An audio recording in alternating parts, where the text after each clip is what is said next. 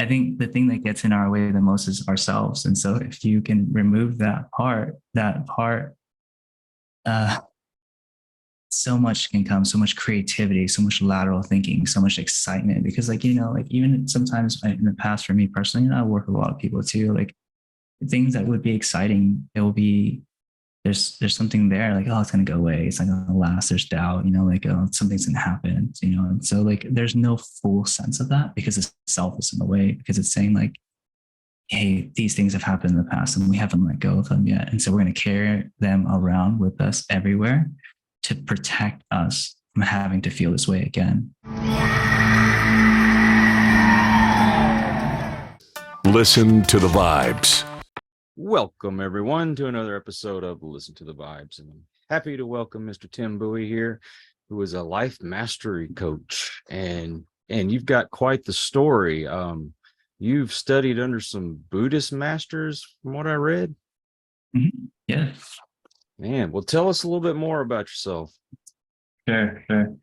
Man, yeah. So I think like growing up, my parents were immigrants, so they didn't know what was going on over here when they got here, and they were just busy working, and I didn't really have a lot of like emotional connection with my parents. They weren't like all about the hugs and the I love yous. They're just like, dude, just come home from school, make sure you do your stuff, and clean the house, and check up on you when we get that report card.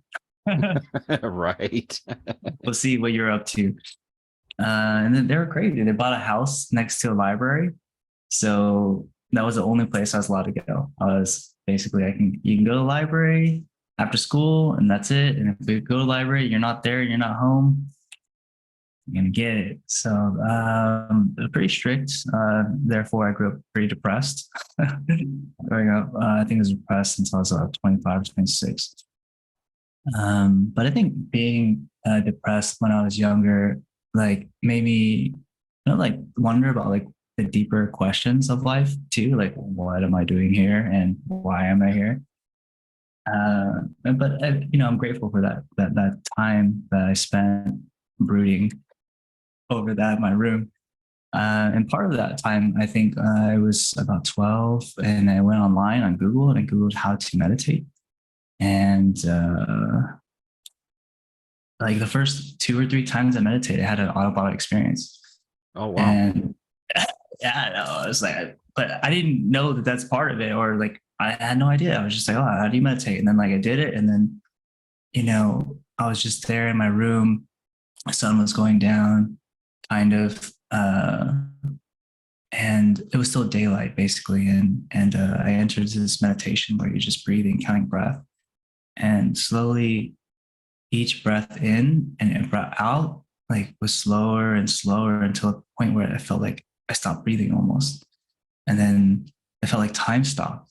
And then I just noticed that like every thought that I had, no matter how fast and like whether it was racing or not, like there was just an answer on the other side. And it was just like, as soon as there was just like another voice, but it was the same voice. And it was just this crazy experience where it felt like 15 minutes. But then when I got up, it was dark. And like my room was dark.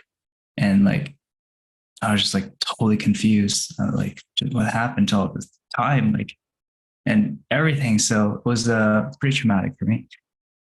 And so, but that experience kind of opened up the spiritual door, like what is more to life than what we see, what we talk about, what we share with people.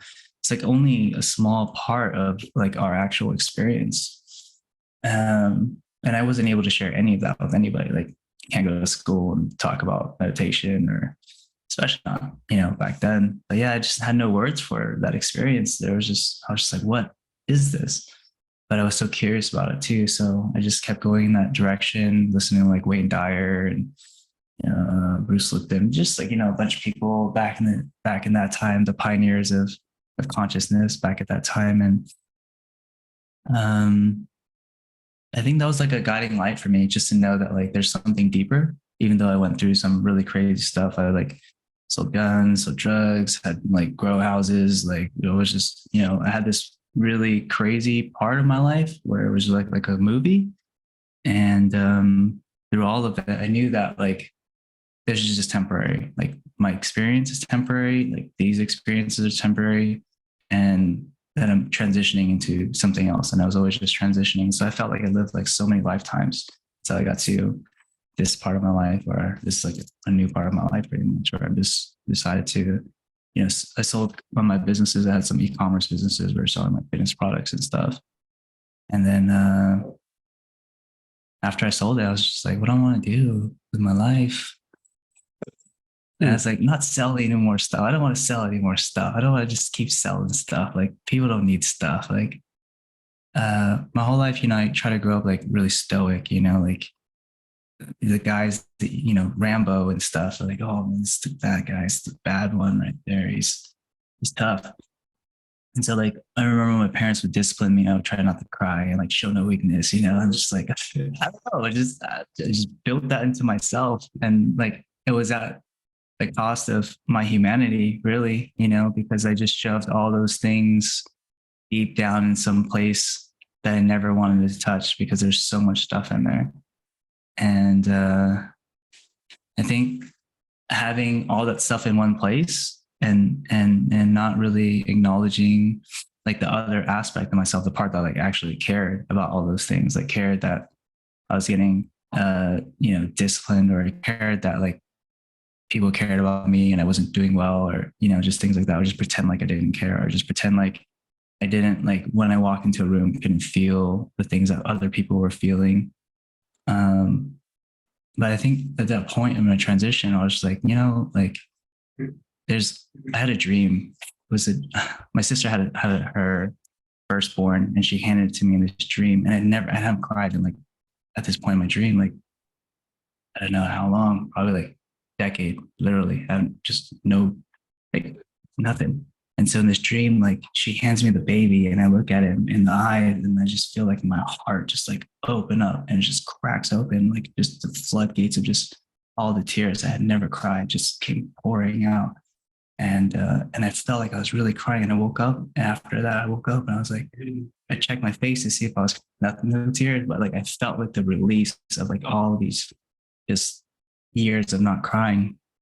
And then I had a series of dreams after that. And it just kind of showed me that there's this side that I had been repressing for so long, like this side of me that's more sensitive, the side of me that's more empathetic, the side of me that's more um, concerned with, the well-being of people. And that's what I decided to change the direction of how I do business and how I like create impact in the world. It's not through just making money selling stuff, but it's through like connecting with people and like encouraging people to connect with other people.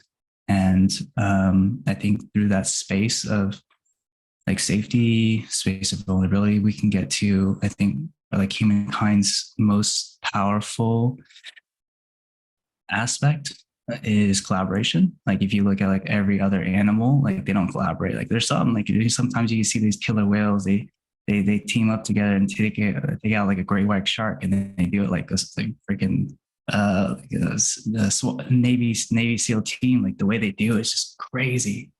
But yeah, it's pretty rare. And so I think like with humankind, like we collaborate and we're innovative. And I think that those things only happen when we feel like safe. We feel like we can contribute without people stealing our ideas, or that we're being micromanaged and all this stuff. So I think like just opening up that space, allowing for whatever to unfold like through our ingenuity. So I think my role is really just to open that space up as much as possible, scale that like through business and also through like working with people, training other people to work with people, and just that's pretty much what I've decided to do. Well, I used to be on social media a lot more, and the last few months I've kind of stepped away from it. I just noticed that people are always talking about focus on you, focus on you, focus on you, and it seems to be more selfish. Yeah, I hear that. I mean, I understand you when you have to work on yourself. Mm-hmm. I was about 12 when I started drinking and doing drugs and hanging around with the wrong crowd. And when I got married the first time, I didn't give any of that up. And Yeah. I was being very selfish because all I wanted to do was get drunk and, have fun on weekends or whenever I got off work and, just party. And my health went downhill. My relationships went downhill. And that was something I needed to work on. Yeah. And of course I did. And, it never stops, but I've come a long way.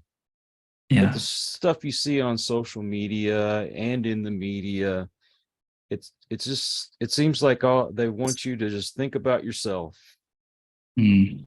And to me, my fulfillment is trying to help others. I know biblically Yeah. speaking, the Bible talks about us, basically being a servant of others. I mean, Mm. Jesus Christ was, you Yeah. know, Shining um, example. yeah. And of course, you work on yourself to improve yourself, but the focus shouldn't be on yourself. Are you seeing a lot of that too?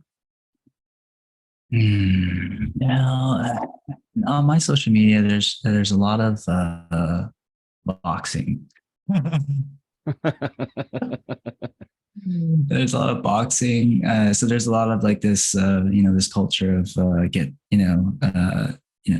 take care of your health and train, discipline, that kind of stuff. So I think it's pretty personal. It's where what the algorithm serves you. I think like uh, the content that is more on the side of, let's say, like maybe uh, negative or drives reactions, critical, divisive, that I think Mhm.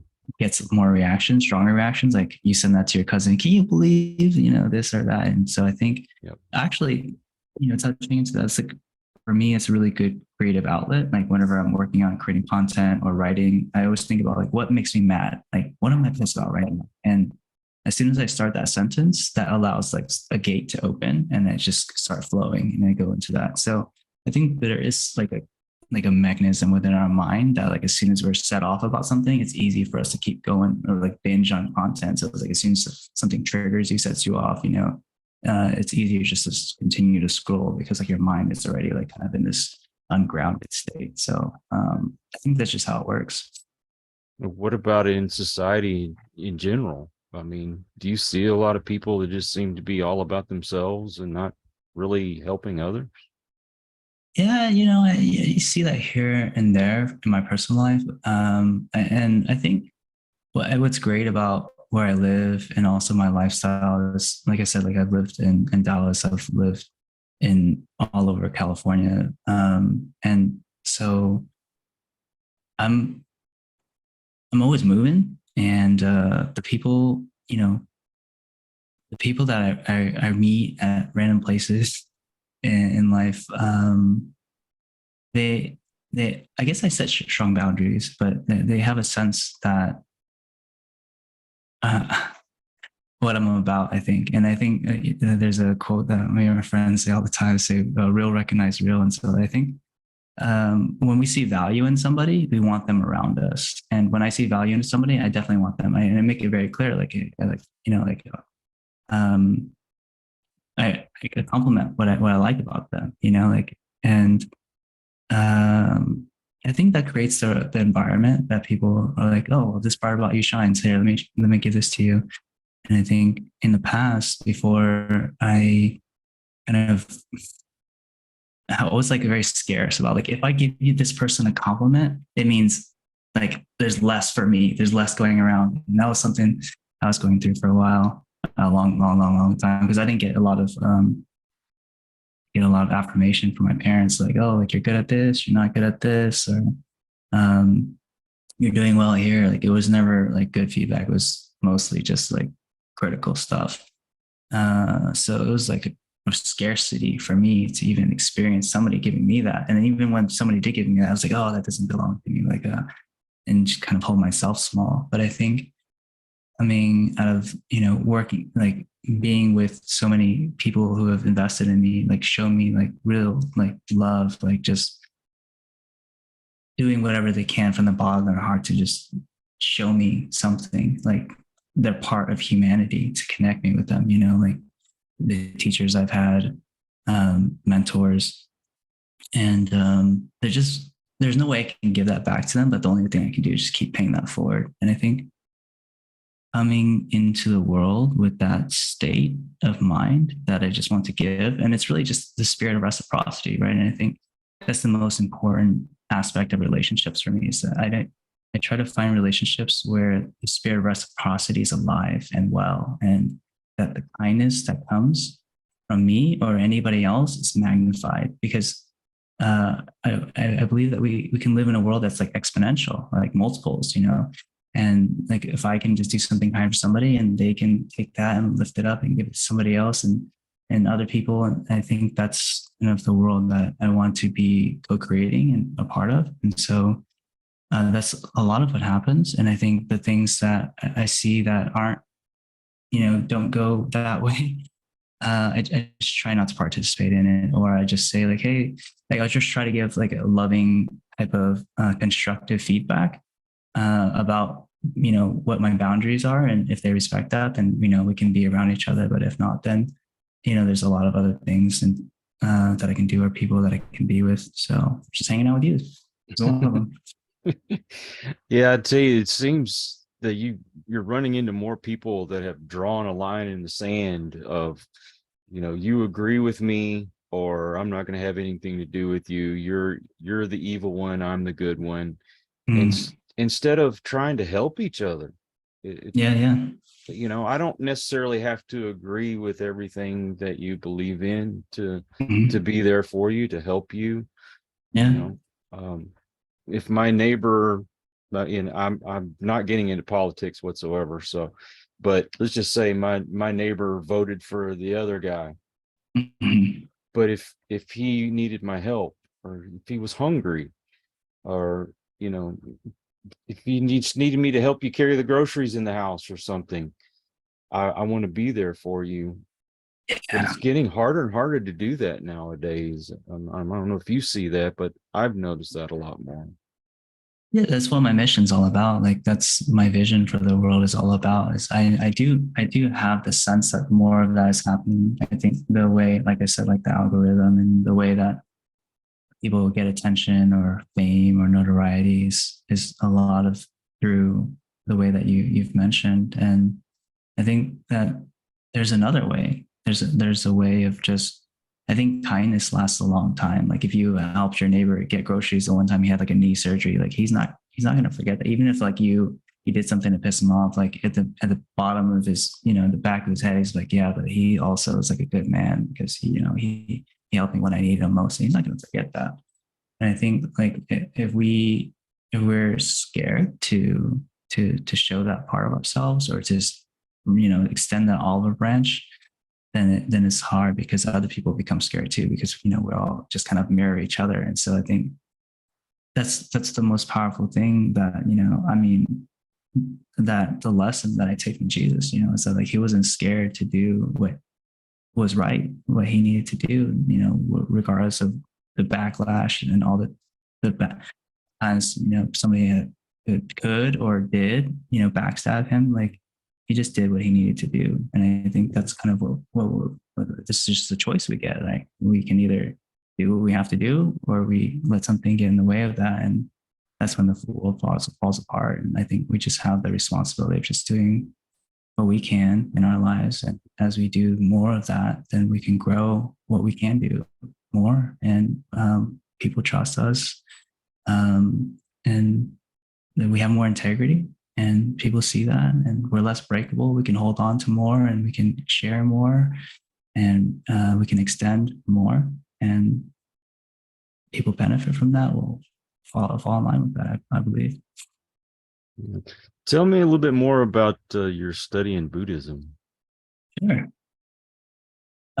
So I was raised, my parents would send me to like Sunday school. They try to like send me to like a, what do you call it? Like a boarding school as well. Cause I got kicked out of sixth grade that's middle school for bringing firecrackers to school.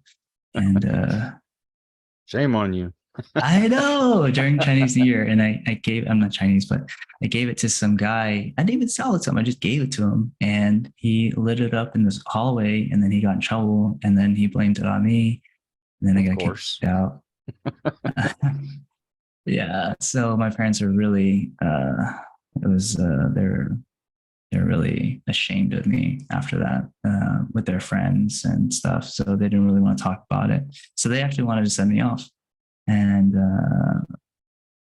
it was, they were just basically like, hey, if you don't want to be here, you don't have to be here. I was like, okay, cool, I'm going to go.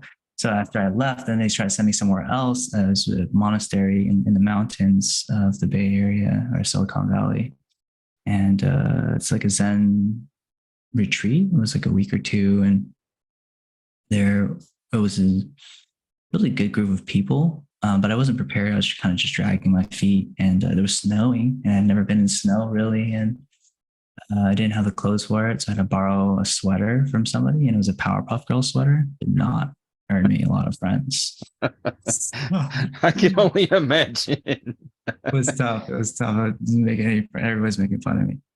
But I learned how to meditate there, and I learned how to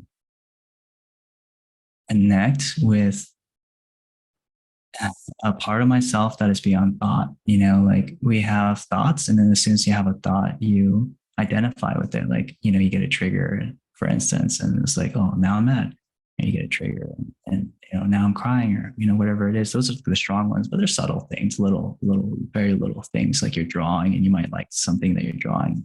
You might get a sense of wonder, or curiosity, right? And so, I think meditation during that period of time, that 2 weeks, and it continued to go after that for many times. And something unfortunately happened to me there, but I'm not going to talk about it unless you ask. But like it just basically let me start to feel the container of my mind. And in fact, there was a container, like the boundary of thought. And then I was like, oh, well, what's outside of this? And then there was something outside of that too. And that is, what I think what action extreme sports people are looking for. They call them, adrenaline junkies, or, meditators are looking for, is this sense of flow, sense of selflessness, this sense of, no time. And what's basically, I think the thing that gets in our way the most is ourselves. And so if you can remove that part,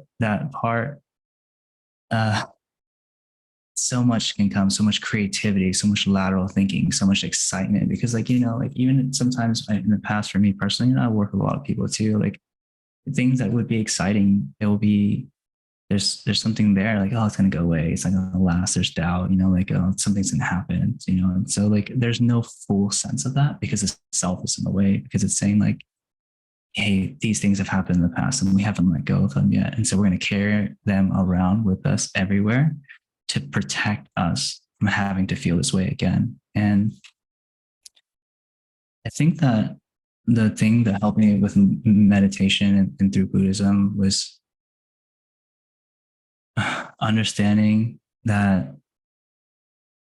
an inner understanding that like whatever I think is the container of my mind, the container of life, the container of whatever I can imagine is a container, right? Like it's just a concept, and within that is the thing, but there's always something more. And in meditation, that would just continue to expand and expand, expand until like, basically it's like, what contains the wind? Well, the sky. And what contains the sky? Well, the atmosphere. And it's just like, it can go on forever. But the thing is like, where do the emotions lie? Well, they're just like weather patterns. They just come, they go, but they don't have to be you. You don't have to be the center, the fire. And I had a teacher who invested in me. I was really into martial arts. I still am into martial arts a lot. And he defeated me with one statement. I was a pretty I was the scum of the earth at this point in my life. I was about 25. And I had a friend who was chronically depressed and just wicked smart. And he's like, yeah, I ran into this teacher, this Buddhist teacher, and you should really meet him. I think you'll really like him. He's into martial arts and stuff. And I had seen the change in my friend. I was like, "Whoa, like you're usually like super like hard to be around, but surprisingly, like you seem optimistic about this and joyful." I was like, "Okay, yeah, let's go see him." I was like, "But is he willing to sign a death certificate?" Because like in those Chinese like kung fu movies, they decide whenever school challenges another school. And so I just made it as a joke, and he never told the teacher that. But then the day I was invited, I came late, and I entered, and as I entered, I had to walk past him. So I walked past him, and then he was talking about something, and then he stopped talking about that thing, and then he just like, "So why is it that whenever two martial artists meet one another, they always want to fight to see who's better?" I didn't even say anything. I didn't. That thought wasn't even in my mind, and my friend had not told him. And I had told my friend that about this story like months later, and he was like, "Yeah, I never even told him that." Like, actually, my teacher, he only speaks Chinese, and my friend like doesn't speak Chinese, so there's no way he could have known. But he said that, and he's like the the true value of dedication and discipline is that there's the fruits of that you can share with somebody.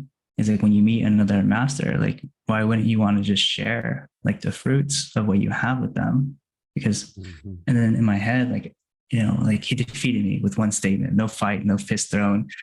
And I just realized that like there's a we're raised in sort of this environment of competition, of weaponizing the intellect, and I had never realized it, and I'd been so busy using my mind and my IQ to like strawman people, to be right, to feel good about myself, to feel confident. And I realized through his teaching basically that like there's a way to live in a positive sum game where everybody who comes has value, and there's no way that you can create all that value within yourself. So by embracing the value that others come and they naturally give just based on who they are, like we can create this huge like indivisible pie that people would just keep coming and contributing to.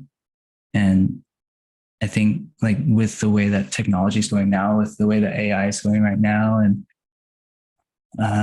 there was like a recent like Nobel Prize on nuclear fission. So like maybe with the way energy is going right now as well, it's like it we may not have to work the way that we have worked in the past, and it really just takes, I think, like spending a little bit of time on ChatGPT. And have you spent any time on that? No, man. I don't want to have anything to do with that stuff. Yeah, like, I spent a little time on there, and I was like, wow, this thing is like incredibly like the only constraint, the only container is like the quality of questions I ask this thing. And it's like, how do I set this thing up so that I can ask it the right questions and it can give me the best possible answers, And that's that. And then once I thought about that for a while and was working with it, I was like, well, that's kind of how life is. Like, what are the things? What is like the highest vision I can create for myself? Like with with with like a world that is like can be sustained, through like economics and through um, politics and uh, social interactions that that can be meaningful. And that's that's a question that I think about every day. I go to sleep and wake up every morning thinking about, and I've kind of come to a place with that. And I think going back to your question on Buddhism, it's like it's not informed by Buddhism directly, but I would say that within me, through I think a connection with something sacred, something that I hold higher than myself, there's this very special place that I keep that, and I don't allow normal things come into that special place. And within that special place is all that I hold dear, all the treasures, all the special moments. And I just uphold it into that space and lift it to the highest. And in that space, I can also draw from to deliver a moment that is so special to somebody through kindness. And that's what Buddhism has taught me, is that like through all the practice I do, whether that's mantras and meditations or prayers or contemplations, is to put in that place, that sacred, special place that I can just hold dear and highest, so that one day I can share. And it's not like just one day, like in the future, it's like all the time. Like when I make a connection with somebody, just from that place, just give that to them in some way, through words or through just, a handshake. And that's pretty much, I think, the essence of what spirituality is for me, is just giving something that's really precious away, knowing that it's going to go into the world to be transformed into something better than you could make it. Yeah. I know the further I get along in my spiritual journey, the better I'm able to like battle those negative thoughts that I get in my head.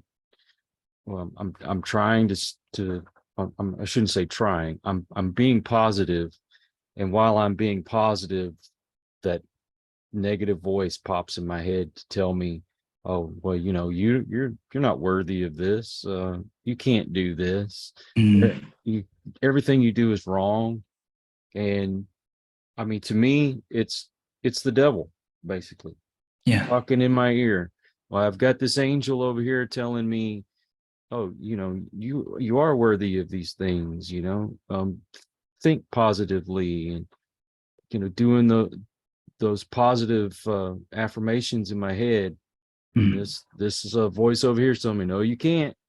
You remember all those bad things that you used to do, but then this voice reminds me, hey, you're not that person anymore. Remember, you've changed. You're on a better journey. Yeah. I think that's where people falter, is they think of all the bad things that they've done in the past, not what they're doing going forward. Yeah. Do you work with people individually? Yeah, I do. And I'm definitely more than happy to, offer you an hour session, like to clear out a lot of that. Basically, I work with the subconscious mind, and I do like some energy release techniques, like with the subconscious mind, so that like a lot of these things that come into us, the critical nature is inherited from our relationship with our parents, like that stuff gets embedded, from the ages of 0 to 7, we're pretty much unconscious. We're just little kids, just soaking up, just having fun, but we don't really like self-cognizant. We don't like have thoughts about like, oh, should I believe this? Should I not believe this? It's just taking in the world as it is. And that age period, we're sucking in a lot of programming, and some of it stays with us for the rest of our lives, but it may not necessarily serve us. So the work that I do is mainly to figure out what some of the root cause of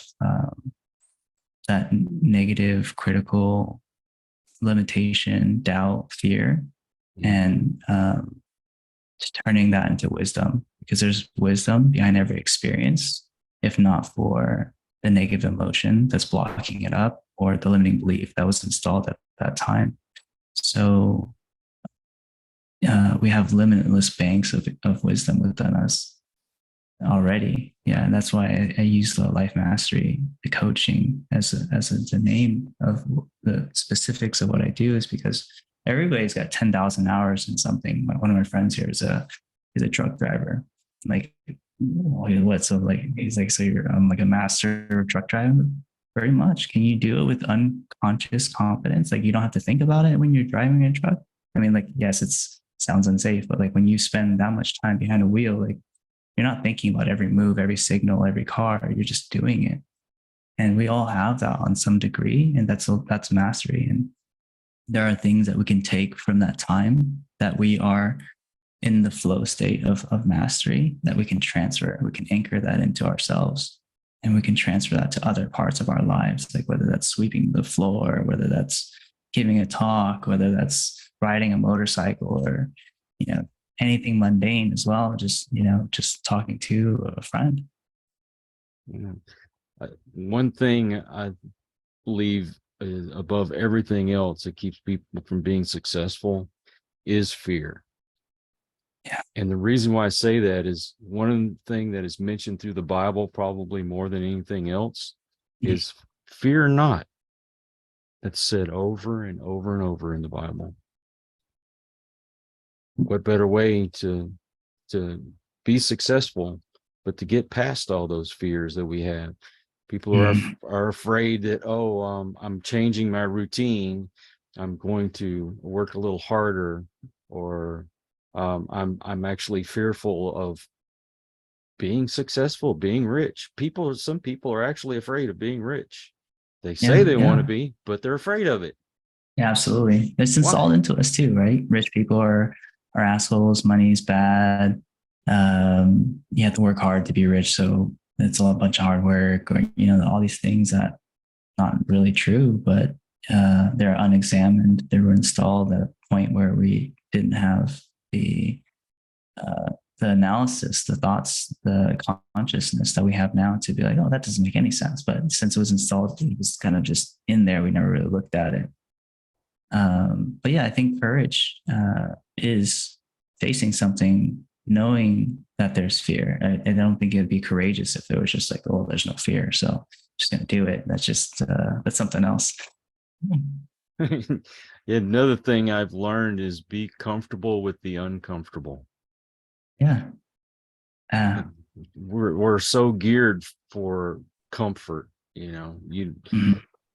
if you're walking across gravel, the first thing people want to do is put on their shoes Yeah. because we want comfort. Yeah.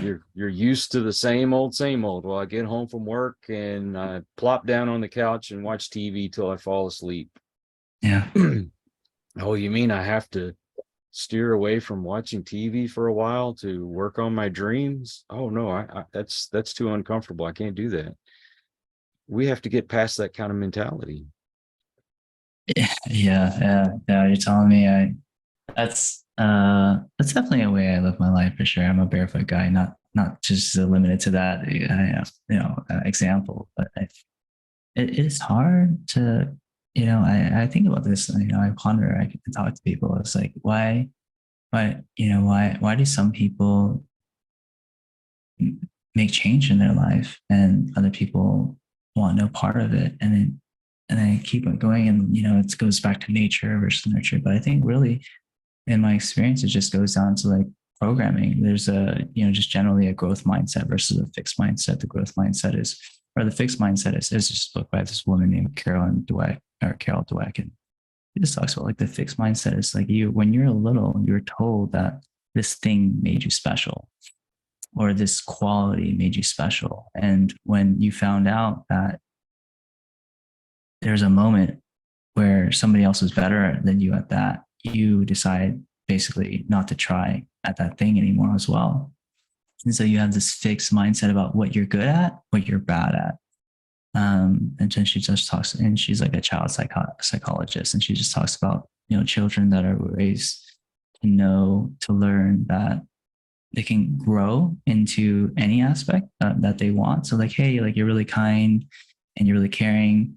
You're gonna basically for chess for you, you're just gonna have to work harder. But like if you really want it, you can definitely do it, type of thing. And so I think the fixed mindset people just learn to try to stay in their lane in a very specific way that protects them from feeling more inferior. And the growth mindset people are raised in a way that they know that things can change if you put in some effort, some grit, some time, some dedication, and you also learn that people can support you along that way. Like if you have like supportive parent, like this is not my direct experience. My parents are not like this, but there is a way. And I am a teacher and a leader of sorts, and so I'm very encouraging. Try to create a space where people feel like no matter what they do, even if it's right or wrong, quote unquote, right or wrong, it's more about getting that experience so that you can do it better next time, because that's the direction you're headed anyways. So just do it. Yeah. So I think people get stuck in that. Yeah. I totally agree. Well, you've got so much to teach, and unfortunately, we don't have enough time for you to teach. But you've shared Yeah. quite a bit. And if someone wants to learn more from you, do you have like a website or something? I do have a website. It's been giving me issues. I need to send an email out to my guy. But it's just timdinbuoy.com, or you can find me on Instagram. I think that's probably the easiest place because that website always works as far as I know. And it's just Tim Din Buoy as well on Instagram. You can just search that up, or Instagram.com, and as in Timothy, but just Tim Din, Binh, D as in dog, and as in November, and then Buoy, B as in boy, UI. So I don't know if you have that in the show notes or whatever, but yeah. Yeah. I usually like to add all that in the description so people can just click on it and go straight to it. And are you just on Instagram, or are you on any of the others? Yeah, I mean, I have like a Substack. Sometimes I write blogs, and it's all, once you go on my Instagram, there's like a link tree, and it kind of shows where all the other things you can do. You can schedule a call, or you can, my website has a quizzes that you can take. So like whatever dimension of life you want to improve, whether it's relationships or personal growth, spirituality, career, there's a quiz that you can take, and it basically helps to figure out what the thing in that realm of life, what the one thing is that gives you the most meaning. And then it kind of helps you figure out that as your North Star of how to create your life, so that in that direction, you're always getting meaning out of all the experiences, whether they're good, whether they're bad, based on your values. So it's just a little quiz. Well, I'll be glad to add the link tree in there as well. Okay. Yeah, I can send that to you. But Appreciate man, that. Tim, I thank you so much for you spending your time with me today. And I have a feeling we could probably do another show together. So hopefully, Yeah. let's do that. Okay. I'd love to. Thank you. Thank you for having me. Oh man, my pleasure. And I also want to thank all of you out there. If you just happened by the channel, it's your first time, I hope you'll come back. Please hit that subscribe button. For my regulars out there, and you guys, you make it possible for me to do this. And the guests are just, they keep getting better and better. And for that, I am very, very grateful. So until the next one, everyone, please take care. Be kind to one another. God bless and peace. We hope you enjoyed this episode of Listen to the Vibes. You can catch us on Buzzsprout or wherever you listen to your favourite podcasts, and on YouTube. Follow us on Facebook at The Vibes Broadcast Network